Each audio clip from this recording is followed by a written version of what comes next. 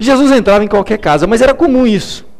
Ele entrar numa aldeia e uma família, alguém importante, alguém que tinha melhores condições, quase que representava aquela comunidade recebendo então o mestre Jesus. Aqui é interessante porque o que ocorre na verdade, meus queridos, é quase um jantar público. É uma coisa muito diferente.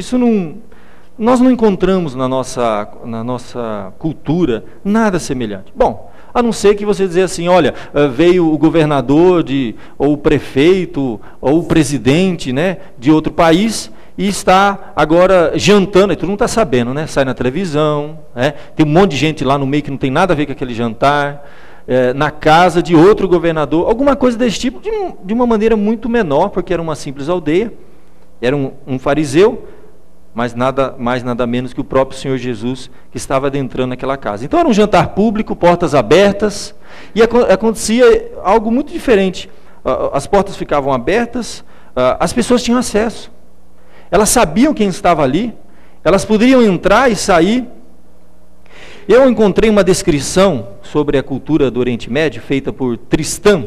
Tristan, ele foi um escritor do século XIX, e ele tem um material muito, muito importante que eu vou usar um pouco na mensagem de hoje. Eu achei muito interessante a análise que ele faz daquela cultura. Tristan viveu no Oriente Médio, conhece profundamente aquela cultura, e ele faz uma descrição desse jantar público. Ele diz assim: receber hóspedes naquela cultura, né, é um negócio público. O portão do jardim e a porta ficam entreabertos. Uma mesa longa e baixa é colocada ao longo do centro da sala, divãs abaixo de ambos os lados, nos quais os hóspedes, colocados segundo a ordem da sua posição, ou seja, os mais importantes para os menos importantes. É uma letra tão pequenininha que estou lendo aqui. Reclinam-se, apoiando-se com o cotovelo esquerdo e com os pés afastados da mesa. Ao chegar, todos tiram as sandálias e os chinelos, e os deixam à porta, sendo as meias desconhecidas na época.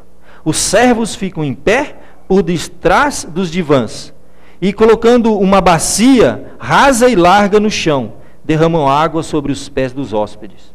Omitir esta cortesia seria dar a entender que o visitante era alguém ou desprezível, ou alguém de posição social muito inferior à do hospedeiro. Por detrás dos servos ficavam então os desocupados da aldeia, que se aglomeravam na frente da casa, e não são considerados intrusos por assim agirem. Uma descrição de alguém que conhecia profundamente a cultura do Oriente Médio daquela época. Então você consegue imaginar aquela cena, mesa baixinha no meio da sala, Jesus entra, cotovelo esquerdo sobre a mesa, e eles começam a cear. Os pés ficam para trás, os servos em volta, servindo, lavando os pés, quando é o caso, e pessoas entram, pessoas saem. Todos sabem que o fariseu, o famoso fariseu, o nome dele é dado no texto sagrado, Simão, o fariseu, está recebendo Rabi, o mestre Jesus. Todo mundo na cidade sabia o que estava acontecendo. Muito bem. Aí, meus queridos, é que vem a questão. Como que o fariseu recebe Jesus em sua casa? Nós vamos fazer um contraste aqui, porque o texto trabalha em torno disso. E como que aquela mulher, tida como uma pecadora da cidade, uma coisa importante, a gente vai observar isso, ela recebe Jesus em sua vida. Nós vamos trabalhar então um contraste, como que os dois recebem Jesus em suas vidas, e depois essa parábola que Jesus faz, e vamos tirar lições para a nossa vida. Primeiro, como que o fariseu recebe Jesus em sua casa? Primeira coisa que a gente observa, se você acompanhar o texto com calma, como que o fariseu recebe Jesus em sua casa? A hora de lavar os pés, que era uma prática assim, insubstituível, não tinha como, era impensável receber um rabi sem lavar os pés. E o texto sagrado, ele é muito resumido, convidou um dos fariseus para que fosse jantar com ele. Jesus entra na casa e tomou lugar à mesa. Cadê? Já não tem então água para lavar os pés. Isso tem um significado muito profundo naquela cultura. Pensa que os pés, eles ficavam até distante da mesa. Os pés naquela cultura, meus irmãos, eles tinham a natureza ofensiva e impura na sociedade oriental. Você tem, por exemplo, tantas expressões bíblicas falando sobre o escabelo dos pés. Quando você tem passagem como o Salmo 110, que fala de colocar o inimigo sobre o escabelo dos pés. O pé é o que há de mais impuro e ofensivo no corpo humano. Sujo, sinônimo de desprezo. Você tem, por exemplo, uma passagem falando de Edom, um Salmo 60, Salmo 108, que era muito odiado pelo povo no passado, dizia assim que sobre Edom atirarei a minha sandália. Você tem, por exemplo, João Batista falando que não é digno de desatar as sandálias de Jesus. É sempre a ideia que nós temos desse membro inferior, o pé, algo assim muito humilhante, desprezível, naquela cultura muito forte. Vocês assistiram um tempo atrás, no jornal, todos assistiram, aquele repórter que lançou sobre o George W. Bush, o quê? Sapato. Para a gente é até um negócio assim, sapato, né? Uma pedra, né? Mas para aquela cultura, teve um peso tão grande o que ele fez.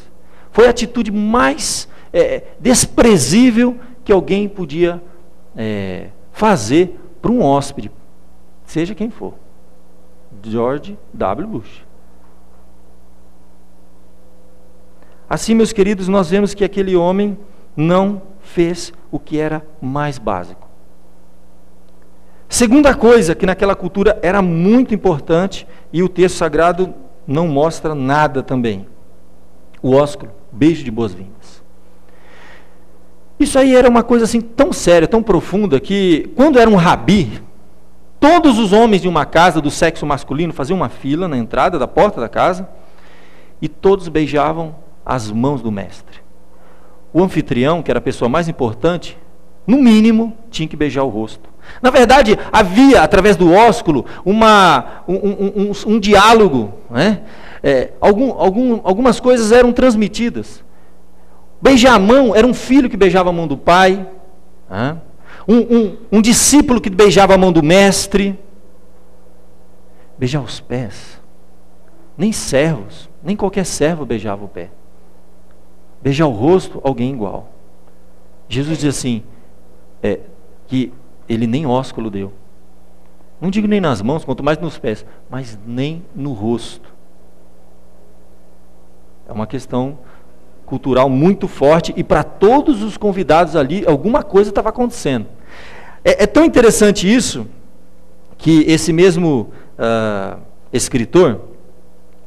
um outro escritor também, que conhecia muito da cultura oriental, ele diz o seguinte, que a estudada insolência de Simão, era uma insolência não fazer essas coisas para com seu hóspede, levanta a questão do motivo pelo qual ele convidara Jesus a ir à sua casa. Era descarado demais.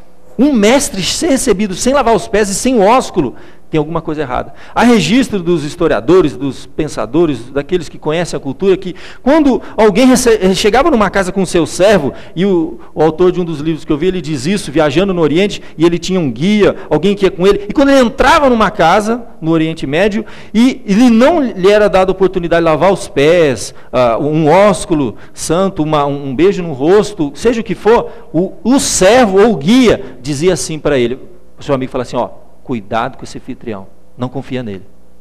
Alguma coisa, todo mundo estava em suspenso. E havia alguma questão ali. Quais as motivações que fizeram com que aquele fariseu convidasse Jesus para ir à sua casa? Quando o hóspede é convidado a ir à casa de alguém, espera que lhe seja oferecida as costumeiras gentilezas da hospitalidade. São 3 as básicas. Quando o hóspede é um rabi, o dever de oferecer hospitalidade em sua forma mais refinada é bem reconhecido. Mas Simão convidou Jesus a ir à sua casa e começou a violar todas as regras de hospitalidade, desde o início até o fim. No Oriente, quando uma pessoa é convidada à casa de alguém, geralmente é recebida com um beijo, conforme o costume. No caso de rabi, como eu já disse, todos do sexo masculino beijam a mão do rabi. Na casa, a primeira coisa que se faz é lavar os pés. Nenhuma dessas cortesias foi feita para o mestre. E havia uma terceira e